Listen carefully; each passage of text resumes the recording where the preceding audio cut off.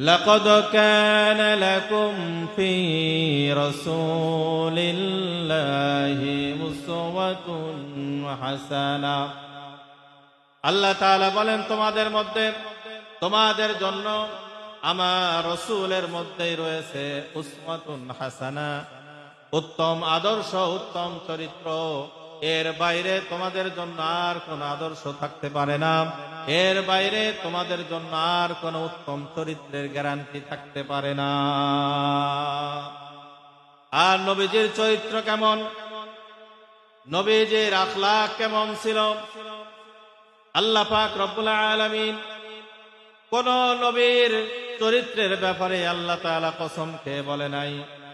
আল্লাহ পাক রব্বুল আলামিন সৃষ্টি জগতের কোন মানুষের চরিত্রের ব্যাপারে আল্লাহ তাআলা গ্যারান্টি দেয় নাই, কিন্তু আল্লাহ তাআলা আমার নবী, বিশ্ব নবী মুহাম্মদুর রাসূলুল্লাহ সাল্লাল্লাহু আলাইহি ওয়াসাল্লামের চরিত্রের ব্যাপারে আল্লাহ পাক রব্বুল আলামিন বলেন, ওয়া ইন্নাকা লাআলা খুলুকিন আযীম।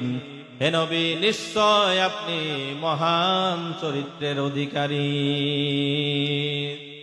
আল্লাহ পাক রব্বুল আলামিন তার নবীর চরিত্র সম্পর্কে আল্লাহ তাআলা কসম খেয়ে বলেছেন, নুনের কসম, আল কলাম, কলমের কসম, কয়েকটা কসম খেয়ে আল্লাহ তাআলা বলতেছেন, ওয়া ইন্নাকা লাআলা খুলুকিন আযীম। হে নবী, আপনি সবচাইতে মহান চরিত্রের অধিকারী। জোরে বলুন সুবহানাল্লাহ। নবীজির চরিত্র, সেই চরিত্র সম্পর্কে, আখলাক সম্পর্কে আল্লাহ তাআলা গ্যারান্টি দিয়ে বলেছেন, নিশ্চয় হে নবী, নিশ্চয় আপনি মহান চরিত্রের অধিকারী। অর্থাৎ নবীজির চরিত্র সবচাইতে মহান, নবীজির চরিত্র সবচাইতে উত্তম চরিত্র, এর চাইতে ভালো আর চরিত্র আর কোনোদিন আসবে না, এর চাইতে মহান চরিত্র পৃথিবী কিয়ামত পর্যন্ত আর কোনোদিন আসবে না। সর্বশ্রেষ্ঠ চরিত্র দিয়ে আল্লাহ পাক রব্বুল আলামিন আমার নবীকে পাঠিয়েছেন। জোরে বলুন সুবহানাল্লাহ। এখন দেখেন যে নবীজি সাল্লাল্লাহু আলাইহি ওয়াসাল্লাম উত্তম চরিত্র নিয়ে আমাদের কাছে এসেছেন। নবীজির এই চরিত্রের মাধ্যমে, নবীজির এই চরিত্রের সহবতে আসার পরে মক্কার মধ্যে কেমন একটা পরিবর্তন এসেছে আমরা সকলেই জানি। নবী আমার যেই সিচুয়েশনে তিনি মক্কায় আবির্ভূত হয়েছেন, তিনি আবির্ভাব করেছেন, সেই যুগটাকে বলা হতো আইয়ামে জাহিলিয়াতের যুগ।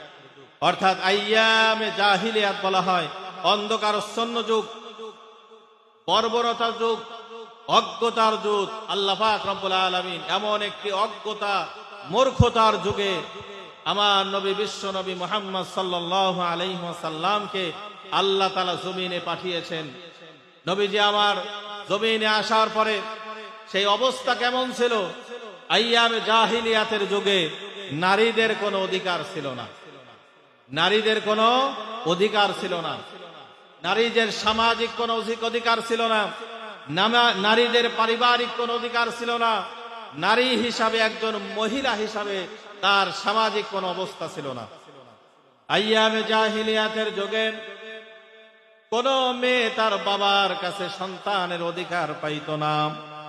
আইয়ামে জাহিলিয়াতের যুগে কোন স্ত্রী তার স্বামীর কাছে স্ত্রীর অধিকার পেত না।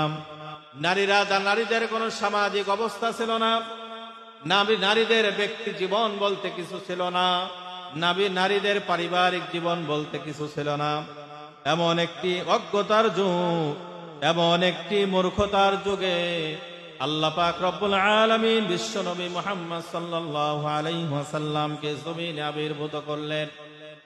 এমন একটি সময় আল্লাহ পাক রব্বুল আলামিন বিশ্ব নবী সাল্লাল্লাহু আলাইহি ওয়াসাল্লামকে জমিনে আবির্ভূত করলেন।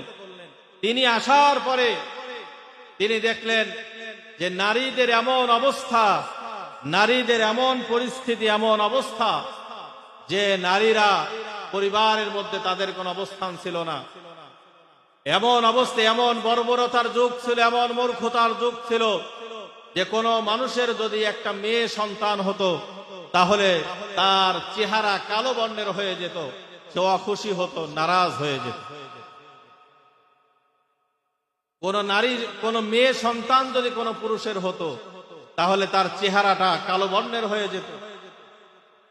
সে মন খারাপ হয়ে যেত যে আমার মেয়ে সন্তান হয়েছে, এটা সে লজ্জাজনক মনে করত, অপমানজনক মনে করত। অসংখ্য প্রমাণ আছে যে আইয়ামে জাহিলিয়াতের যুগে অসংখ্য কন্যা সন্তানদেরকে জীবিত মাটির মধ্যে পুঁতে রাখা হতো। এমন অজ্ঞতার যুগ, এমন বর্বরতার যুগ এই আইয়ামে জাহিলিয়াতের মধ্যে ছিল। সেই যুগে নবী করিম সাল্লাল্লাহু আলাইহি ওয়াসাল্লাম তিনি জমিনে আসার পরে তিনি নারীদের অধিকার ফিরিয়ে দিয়েছিলেন। জোরে বলুন সুবহানাল্লাহ।